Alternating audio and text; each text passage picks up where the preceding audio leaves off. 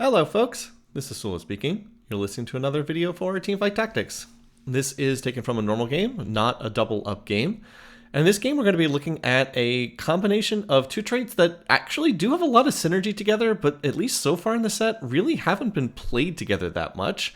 That is the Dryad trait and the Fated trait.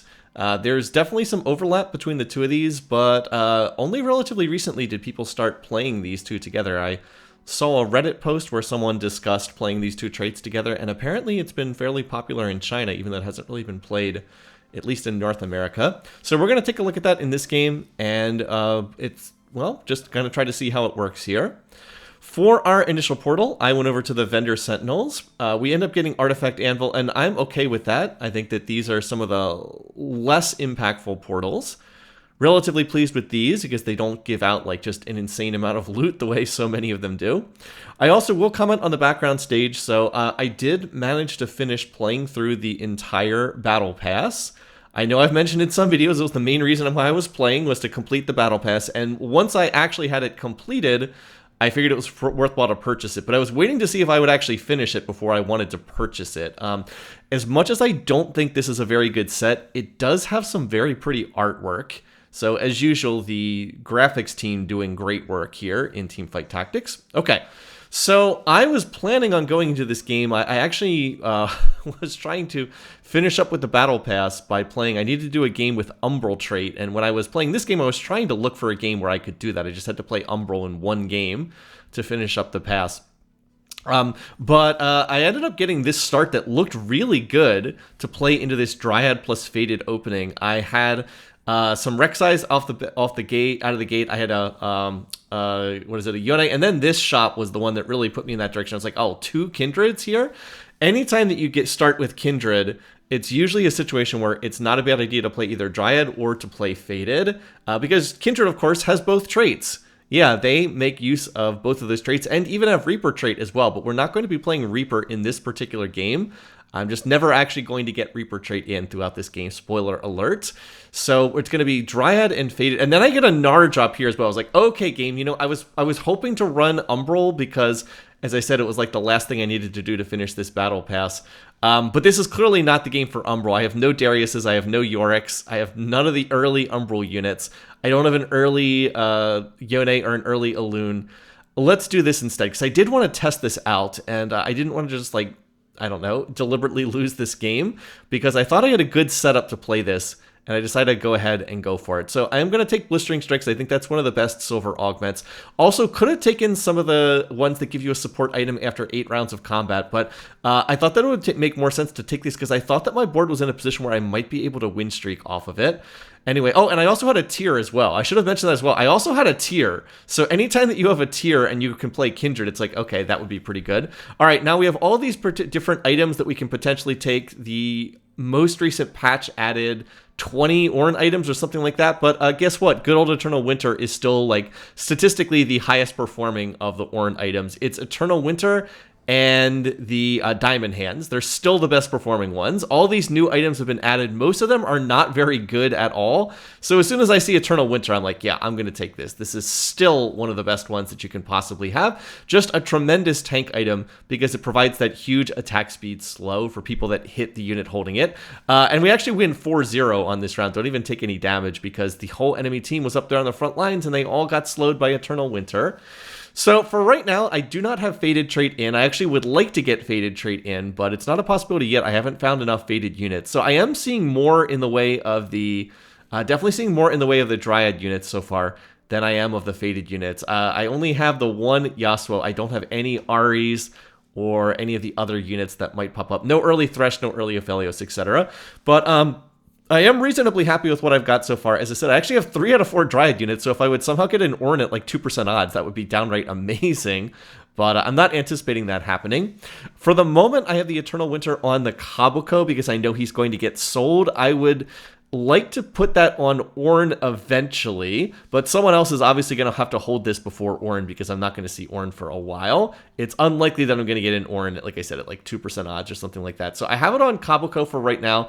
I'm definitely going to have to move that over to someone else soon enough, but for the time being, he's okay. It would be nice to put it on a 2-star unit instead of a 1-star 1-cost unit, but we'll figure it out soon enough. In terms of itemization, I mentioned I got the early tier. Anytime you see that, it's like, okay, we want to make blue buff for Kindred, or alternately, blue buff for Syndra. And by the way, this is another huge bit of RNG luck. I had the 2 Kindreds in the store on, what was it, the last minion round, and then another Kindred early on here on 2-3. So to have 2-star Kindred here is just fantastic. And that is, again, the reason why this board's going to work if you're hitting a bunch of early Kindreds. Number 1, it's a great opportunity for win streaking, but then number 2, it's also great just in general. Kindred is a very nice early game unit. They do fall off as the game goes on, but, you know, for stage 2, 3, and even into stage 4, this is quite a good unit, and we're going to be doing our best to accentuate this unit by, as I said, playing Dryad and playing Fated. Okay, back to my itemization point. I mentioned, so I got the early tier, which is great. I'd love to make blue buff, so I'm going to try to see if I can get a tier off of this upcoming carousel. That would be great, because it's a great item on Kindred, but it's also a great item on Syndra, and they actually share basically identical itemization. They both want a blue buff, and they both really like a Gnasher's Tooth as well, if you can get it. By the way, look at Rek'Sai just tanking, and then the burn, because remember, I have the Blistering Strikes, applies that burn to all the enemy units, comes in just super clutch here. Really, really helpful in dealing with this board. I wasn't sure if I was going to win this one, but Kindred continues attacking back there, and then Rek'Sai tanks long enough, and that actually gets me up to 10 gold. Although I think I actually got a gold drop. I think the other person had the silver augment where you get 1 gold and your opponent gets 1 gold each round. So I think I was going to be at 10 gold regardless. Anyway, here is a carousel that has an extra component. So things I was looking for here, I was looking for a bow because I can make Gnasher's Tooth with that. So that's a possibility. I wouldn't have minded a rod, but then that gets snapped up as well. And I was like, another tier would be good. Okay, the tier got snapped up as well. I was like, okay, out of these options, maybe I should have taken the Nico in order to get the bow, and I could have made an early Gnasher's Tooth. But what I really wanted to do here is I wanted to play through the Eternal Winter. I also saw that there was a Thresh here, which is going to be nice. I do want to play through the Thresh. So I was like, okay, I can get a Thresh here. That's pretty good. That's going to allow me to put Fated trade in play. Of course, then I find an Ahri in the store, so that would have been okay. I could have just played the Ahri instead. But it gives me the Thresh, and it's also going to allow me to do something with these 2 belts. As I said, I want to play through the Eternal Winter because this is such a good item. It's good in the early game, it's good in the late game, so let's go ahead and put the Eternal Winter, I'll move it over to Rek'Sai, and then I was like, you know, I really would like to make a Gnasher's Tooth, but I feel like with 2 belts, I've got to do something. I'm going to go ahead and make the Warmogs, and this is going to do a lot to make me strong for the early game. Now, it's not going to be great for the late game. Warmogs is more of an early game item than a late game item, and this does mean that it's going to delay the opportunity to make a Gnasher's Tooth, which is really good on Kindred, but I just feel like I want to play through, as I keep saying this, I want to play through the Eternal Winter, and combining Eternal Winter plus Warmogs is just going to make my front line so tanky here in the early game. I think this is going to let me win streak, and if it lets me win streak, then it is 100% worthwhile. Kindred can kill everything. They're fine dancing around, jumping around back there. What I just need is enough frontline for Kindred to kill things. Also note this, Yorick reduces the cost to reroll your shot by 1 for the next 3 rounds. So that's kind of interesting as well. And by the way, there is an early Aphelios, so that's good too. I'll play that over the Yasuo for right now. So I do need to repair the Fated Bond. So I'm going to do Thresh plus Kindred for the time being. Aphelios would give my units AD, and this is not a physical damage team composition. It's really a magic damage team composition. So I am going to do this. Thresh will give armor and magic resistance to Kindred, and Kindred will give attack speed to Thresh. Again, not really that significant right now. Really need to get up to 5 Fated for this to be more relevant. But the Fated Bond does give additional health to Thresh, so that is worth noting. And at this stage of the game, we're early enough that him getting... how much health do they get? Let me look on the cheat sheet. How much health does the Fated Bond provide? It is worth 20% additional HP. Okay, so that's something. That's not nothing. You also note, again, I put the Warmogs and the Eternal Winter on the Rek'Sai, not on the Thresh. And the reason for that is I want to put these on Ornn long term.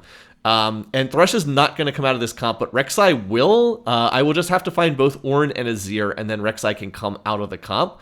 So I'm content to put these on, and also Rek'Sai is a 2-star unit, whereas the Thresh is a 1-star unit. And then finally as well, Rek'Sai will continue to stack up bonus health via the Dryad trait, whereas Thresh will not get that. Of course, Thresh will get the Fated bonus, but unlike in other games where I've played Fated, I am not going to be pairing Thresh long term. I'm going to use the Fated bonus offensively in this game.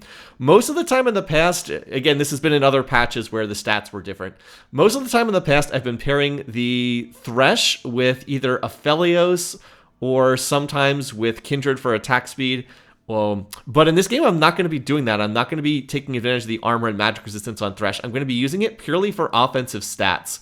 So it's going to be, the goal is to pair onto Syndra and Ahri long term, which is going to give ability power and just flat damage and give it to all the Fated units. So like I said, instead of being defensive, we're going to use it offensively. All right, now this is not quite the minion round that I was looking for. I was hoping maybe for a tier so that I could make a blue buff, or a rod so that I can make a jeweled gauntlet. So that's not quite what I was looking for here. So anyway, I'm going to go ahead and I'm actually going to roll a small bit because I wanted to take advantage of the fact that rerolls are only 1 gold for this particular round. I don't hit that, or I don't manage to hit any other additional new units, but I do manage to get the the Yasuo 2-starred and the Gnar 2-starred. So I'll stop here for right now because even though I could potentially try to reroll to get Kindred 3-star, what I really want to do is use Kindred as an item holder for Syndra, and then have Syndra as the main carry later on. All right, I have double swords, so I need to do something with these swords. Even though I would have preferred to have a blue buff, I'm going to go ahead and make the Spear of Shojin on Kindred. I have to do something with the double swords. I can't just let them sit there. And even though Shojin's not as good as blue buff, it's still a good item overall on the Kindred. Like I said, it does drop the cast time from 3 auto attacks to 2 auto attacks. Again, blue buff does the same thing and has other stats that are useful for Kindred. But the Shojin is not bad, and it's serviceable here, and we've got too many swords. We need to do something with these swords. So once again, I'm able to win that round. I want to continue the win streak running as long as I can, and we'll go from there. All right, different things here. This is not a fine vintage game. I'm going to take healing orbs. And by the way, note that that cheap reroll was already out. We no longer get the cheap rerolls. It only lasted for 3 rounds. So I did what I could there. I went to level 6. Hope that maybe I'd be able to find something, and I did. I hit, as I said, I hit the 2-star Yasuo and the 2-star Gnar. I can't get Gnar on the board right now, which is kind of unfortunate. I'd like to have Gnar on the board because it is a 2-star 2-cost unit, which is pretty good for stage 3, but not if I want to play 5 Fated, and I definitely want to be playing the 5 Fated. Once again, I've rebonded Kindred, so now Kindred is bonded with Ahri. Ahri's bonus is AP. Ahri gives the whole team, I believe is it 20 or 30 AP? Let me look this up right now. It gives 30 AP. Okay, yeah, I bet they're probably going to nerf this down the road because people have started to take advantage of this. Anyway, so she gives everybody 30 AP, and at Fated 5, all Fated champions get 200% of the Fated bonus. So that doubles to 60 AP. And yeah, hopefully you can see where this is going. If we can get up to Fated 7, Ahri will give everybody 90 AP. That's a lot of AP. Now, that wasn't very useful for much of this set because Syndra's been underpowered for most of this set, but Syndra's actually a pretty good unit right now. So if Syndra's a good unit and you can give her 90 AP, yeah, you can start to see why this would be good. And of course, Kindred also deals magic damage, so they also take great advantage of getting all that ability power as well. And then the other half of the bond I have on Kindred, and that's kind of for lack of another useful target. Again, I could put it on Thresh, but I think it's better to put on Kindred. Kindred is the unit I'm playing through, and Kindred's bonus is attack speed. So Kindred gives 18% attack speed. That will be doubled to 36% attack speed. So no additional defensive stats being given to the Fated units, but they are getting 60 AP and 36% attack speed, and that's pretty significant. Now I just need to try to get some items for Kindred so that I can continue itemizing this unit. I'd love to get a bow for Nashor's Tooth. I'd love to get a rod for Jeweled Gauntlet. And then I have this other sword left over, but now I'm thinking that maybe I can make another Shojin right here. And again, this is the person who we each get a gold coin at the start of these rounds. If you're wondering, that's their silver augment. But I've got the Spear of Shojin on Kindred. If I can get another tier, I can make another Spear of Shojin. It could go on Syndra, or in the late game, I may be able to put one on Azir as well. So getting a tier would not be bad here either. Or, of course, I can always use more frontline stuff as well, but I'll probably get more frontline items. So I'm really looking for rod or bow as my top priorities here. And so far, so good. I still haven't lost a round yet. Nobody else is on a win streak, and I am on a full win streak, all 8 rounds thus far. And I'm hoping that I can keep that going. So let's see what we can get here. I will be, of course, last pick on the carousel. And by the way, someone does have Young and Wild and Free, so they're going to go grab that. All right, like I said, I think the bow is my top pick, but unsurprisingly, it's on a 4-cost unit, so that's going to get snapped up. Then the rod, I still would like the rod as well. Can I get the rod off the Amumu so I can make a Jeweled Gauntlet? That would certainly be nice as well, but nope, that gets snapped up. So out of this, between another glove or a tier, I was like, I think the tier is definitely better here. So as I said, I'm going to need a mono-generating item for Syndra, so I can always make Spear of Shojin, or if I get another tier, I can make blue buff, so I'd be happy with that. But I don't have a lot of other uses for the swords in this team composition, so making another Shojin might not be the worst way to go. All right, I'm on full win streak, so we're definitely going to level here. We'll level and play the Gnar and put Gnar in. Gnar's not going to make any traits or do anything else. Just takes us from 2 Dryad to 3 Dryad. But, you know, as I said, 2-star, 2-cost unit. Even with no items, that's not going to be too bad. All right. And I'm just hoping that I can keep the win streak going. I'm going to try to get to level 8 as soon as possible. And then on level 8, I will try to find Syndra and Ornn and so on. This comp is pretty strong, but it does require finding some expensive units because you really need to find Ornn and Azir. Definitely makes the comp a lot stronger. You really would like to find Set as well, the 5-cost Fated unit, because that way that unit pairs with Gnar to give Warden traits, so it does play a lot of expensive units. You might also see me highlighting Talisman of Ascension. When this most recent patch came out, Talisman of Ascension was like turbo broken for the course of like 2 days, and then they hotfix patched it. It was way too strong. It was, I think, after 15 seconds, the unit would gain 100% health and 150% damage or something ridiculous like that. It was way too strong. But they nerfed that. Now it doesn't go off until 22 seconds pass, and that's a pretty long time. So against that person who has Talisman of Ascension, they may not have known that that item got nerfed. I just need to make sure that I beat them before 22 seconds are up and they get the Ascension bonus. But if it actually happens, then that Silas is going to be almost impossible. Did they have it on Silas? They put it on Silas later on in the game. It might be on, I think it might be on another unit right now. But yeah, for like 48 hours, people were putting this on Silas and people were putting it on Yorick, and they were just unkillable. All right, here's the good news. I really wanted to win this round so I can carry my 9-match win streak into the minion stage. And it's the Fortune player. Awesome. Fortune player is still deliberately trying to lose, so it should be very easy to win this round. And indeed, we're kind of crushing this person. So as I often say about these lost streaking traits, I can't stop you from lost streaking, but I can try to penalize you as much as possible. And 12 damage is a lot for them to take. Also, some gold orb just randomly flies across the screen. I have no idea what's going on there.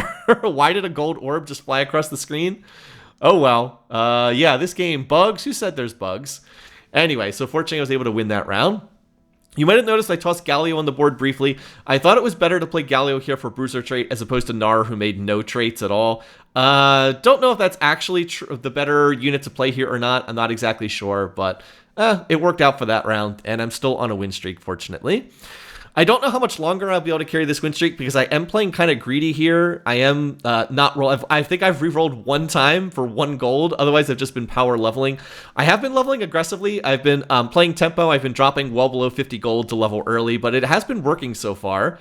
All right, now I get another sword. I was like, I really don't want this many swords. This is kind of ridiculous to get all these swords when I'm playing an AP comp, but that is good news. I am going to be able to get a bow, so that's excellent. There's also an early Zion Rakan, but this is not a team comp that can really use these, unfortunately. So we'll level and put the Gnar back in again. Now, I definitely want to make Nashor's Tooth, so that's good news. Could I maybe get a Rod at some point in time, though? That would kind of be nice. And then, because I have yet another sword, I'll go ahead and make another Spear of Shojin here, because I need to kill these swords. Again, I'm not playing an AD-based team composition. Aphelios is just a trait bot for this particular team.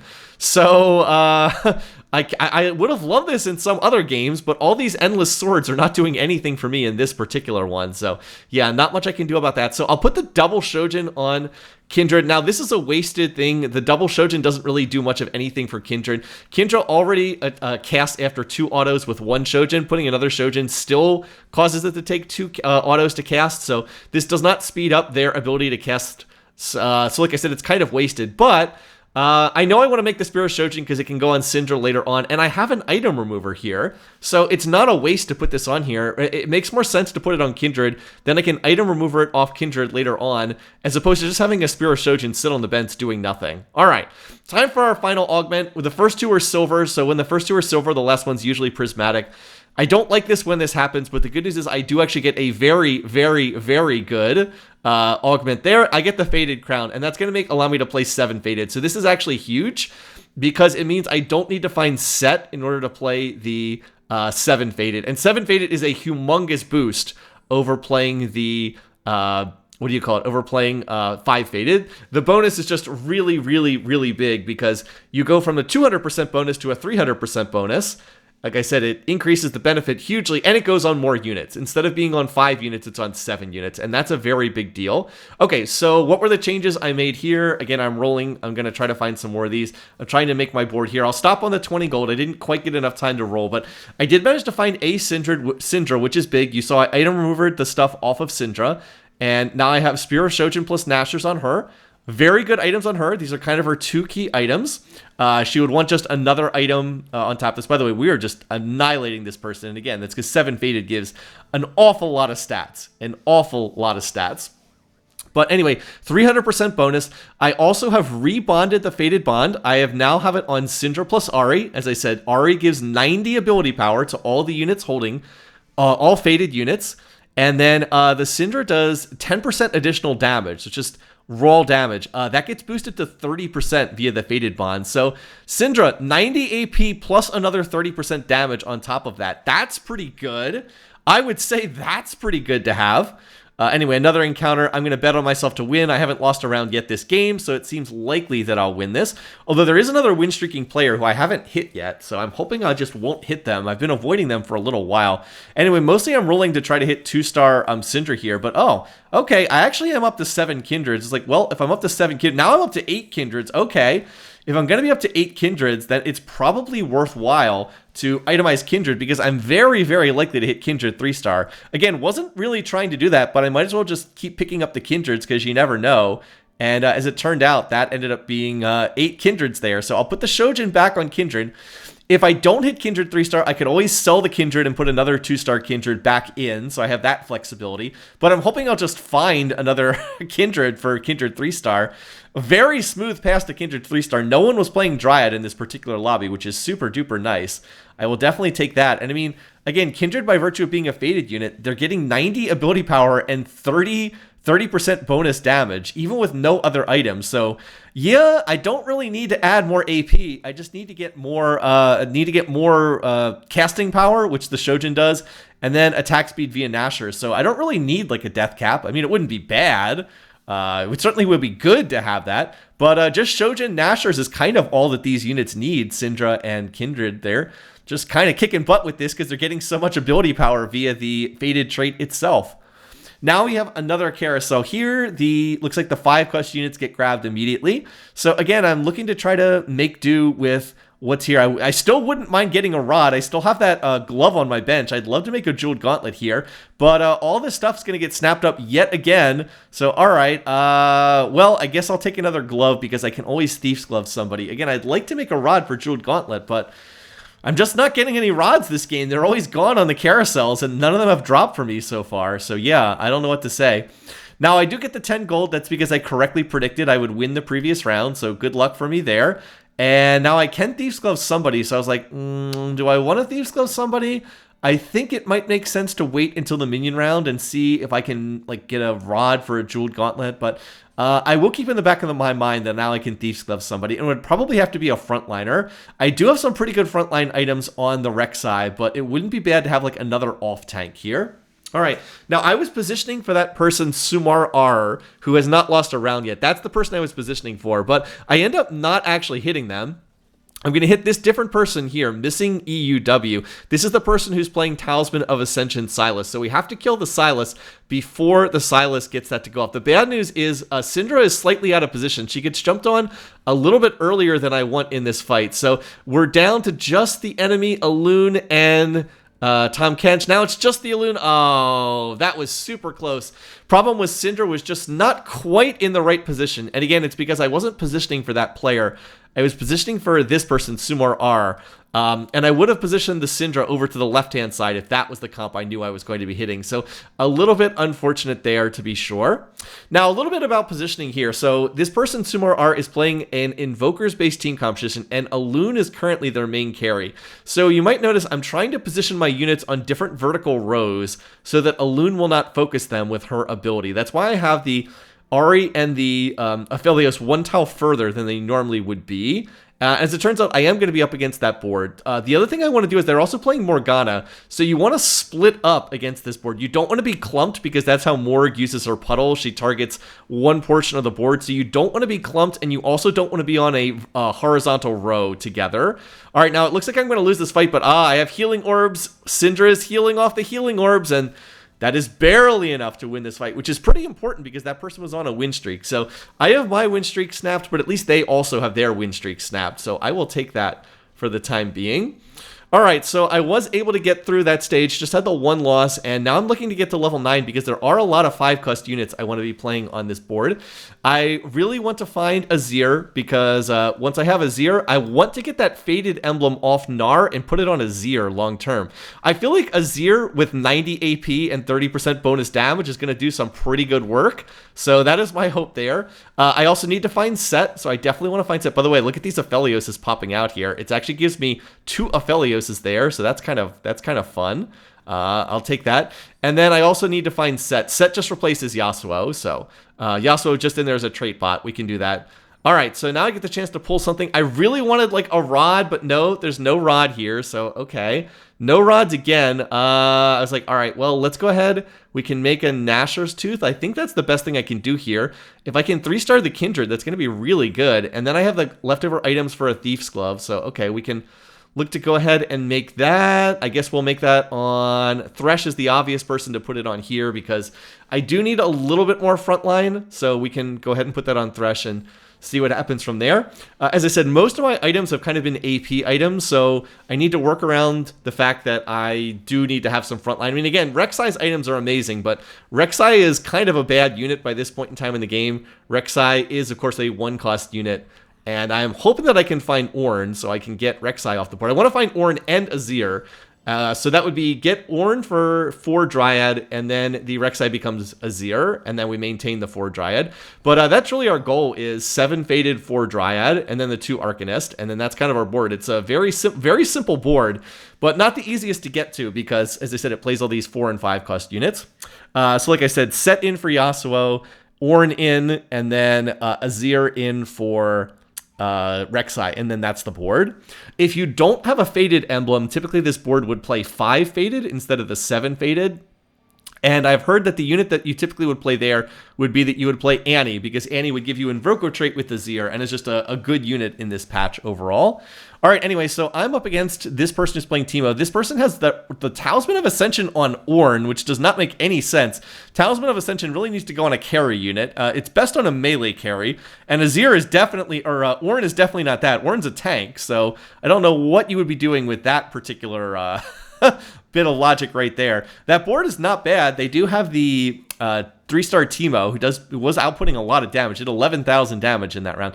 Oh, and by the way, here's what happens if the Talisman of Ascension goes off. Yeah, now that's Silas after the Talisman of Ascension went off. That unit is completely unkillable once the Talisman of Ascension goes off. So you just have to win the fight before that happens. I'm reminded a little bit of Set 5 Kayle, where if Kayle managed to get to the end of the fight and ascend, then you just lost the fight, basically. You'd have like 20 seconds, and if you didn't get there, then the fight was over. Still, Talisman of Ascension was super busted, but after the hotfix nerf, it seems like it's balanced. It does, 22 seconds is a long time before that thing goes off, so you definitely have options to kill the unit in question before that thing actually goes off. All right, so again, still just trying to position here, trying to make sure that we're not too clumped, trying to make sure we're away from units like the Kayn. So this person's playing through the Kayn. They have it looks like they tried to rush level 9, but they have so many 1-stars on their board. I mean, I guess they have the Morgana. The Morgana looks relatively strong, but their frontline is pretty terrible, and their Kayn does not have an Edge of Night, and Kayn really, really needs the Edge of Night for the aggression drop, because you see what happens if he doesn't have that. He just gets focused and he dies, like, right away. So that board, not that far off, but it looks like they were trying to put something together and they weren't quite able to make it happen. All right, here we are, Talisman of Ascension Silas again. He managed to get the Talisman Ascension to go off. Is Silas going to 1v7 here and kill every single other unit on the board? Well, the answer is yes. Yes, he is. Because he has so much health and so much damage, then yeah, he just kills everything. But as I said, I do think it's possible to play around that. All right, time for another carousel here. There's no units I particularly want. The Archangel Staff would be really nice for Syndra because she does scale over the course of the fight. She is a scaling unit. She gets additional butterfly orbs that she tosses as the fight goes on. That gets grabbed, though, so that's not a possibility. I don't need another Nashers. I mean, the Adaptive Helm is not terrible, but I'm going to go ahead and take the Rage Blade, in part because this is on Kayn, that's a 4-cost unit, but largely because I want to put this on Azir. I think this will be really good on Azir. All right, I've been saving up gold. Now I can get to level 9, finish the board. There we go. There goes the Ornn for 4 Dryad. All right, can I get the Azir here? I don't need Hui or Lissandra. And, oh, there we go. There's the Azir. Okay, so we'll put in the Azir. I will move my tank items over to Ornn, who is a better holder for them. We maintain the 4 Dryad, and now I can put the Rage Blade on Azir. That's looking pretty sharp there. And I'm going to find another Ornn. All right, we are on 6 Threshes, by the way, so I'll keep holding those. Again, Annie would typically be played on this board, but because I have the Fated emblem and I'm playing 7 Fated, I can't really play the Annie. So that's a bit unfortunate, but they just can't get everything in, and 7 Fated is definitely better than 5 Fated 2 Invoker. Definitely better right there. All right, but I managed to find the Azir. That's good. That's the unit I was looking for. Now if I can find a Gnar, I can sell the Gnar and transfer that Fated emblem over to Azir, because the Fated emblem's not really doing anything on Gnar. I had to put it on him to get 7 Fated in earlier, otherwise I wouldn't have been able to run the 7 Fated. But now that I have that, I just want to find another Gnar so I can sell him and transfer that over and give the Azir the 90 ability power.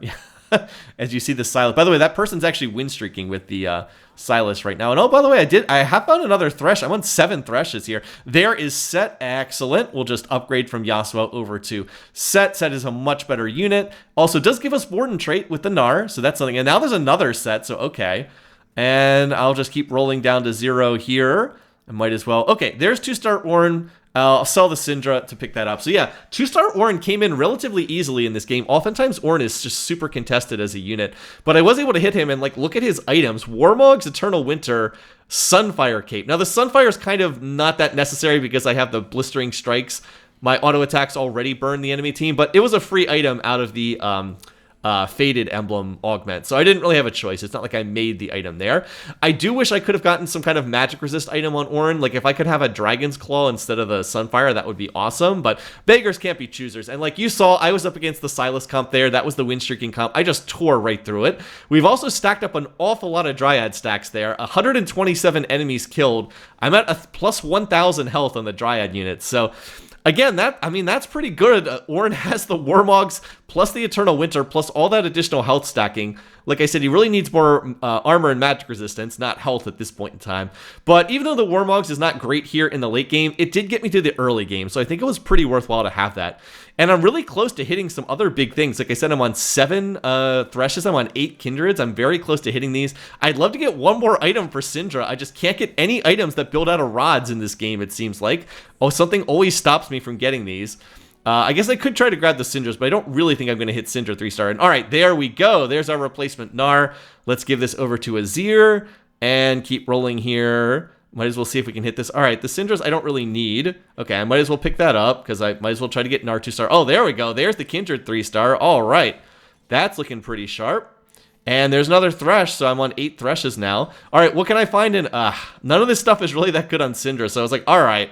We'll put another Spear of Shojin on Azir. It is a very good item on Azir, and it has great synergy with his Spear of Shojin. So, again, I really would like to get a final item on the Syndra and on the Kindred, but I just haven't been able to get something that's good on them. So I will put this on Azir, and yeah, Azir, a major carry. Now I have 3 carries. Syndra plus the Kindred plus the Azir, and I think I did 20 damage to that player because we didn't have like a single unit die on our board. That was pretty wild. All right, there's another Azir. That's big. And I'll just keep rolling here. All right, I'm out of gold, but I'm on Azir pair, Set pair, and 8 Threshes. So like my board can still get stronger from here as well. Now I'm up against this player. This is the player who was win streaking before. They're playing the Morgana plus a Loon Invoker board, and they have turned Morgana into an Invoker, which is kind of interesting. I think they actually have 6 Invokers in, which is pretty good. 6 Invokers, not bad at all. So what do we want to do against this board? We want to avoid clumping. Morgana's Puddle hits units that are clumped together, so that's why I'm splitting up here. Morg can target part of the board, but you can't target the whole thing. And also by splitting up, Alun's ability to hit horizontal rows will hopefully not be as effective either. So it's like right there, the Morgana casts are hitting the left side of the board, but Syndra's untouched in these fights. So that, or at least so far, now she did get hit there. And all right, most of my damage is down, but the Azir or the Ornn is still up. Can we finish this off? Okay, woo! By the way, who does the most damage? Azir, 8,700 damage. The 1-star Azir does the most damage in the fight. I think that's partly because he survived the longest, but he survived the longest because he has Dryad trait, and he's getting like 1,000 extra health, so it's easier for him to survive in these fights. Oh, and there's Thresh. Okay, thanks for that. We also get a random 5 cost. I was like, okay. So apparently we get an Aurelia. Okay, not the most helpful unit here.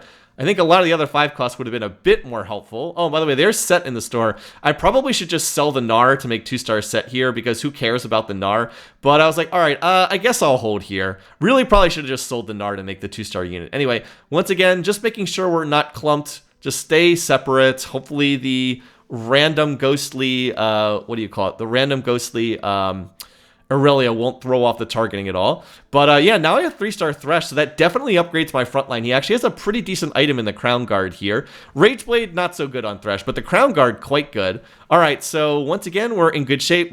This time, the initial Morgana Puddle goes on the right-hand side, but that means Kindred and Azir are completely untouched in these fights. And oh my god, that Azir ult just shredded the back line. So that last fight's not even close. Azir did the most damage yet again, so glad I itemized that guy.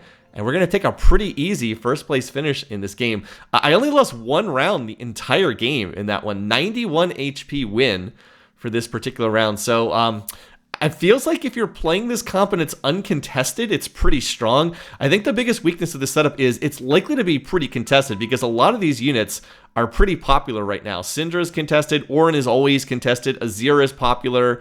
Like I said, it's a little bit of a tricky team composition to put together, but I mean, if you hit everything and the lobby's kind of soft, like this lobby, let's be honest, was kind of soft, it does feel like it's pretty strong, so I can see why people are playing this. And hey, this one was a fun game.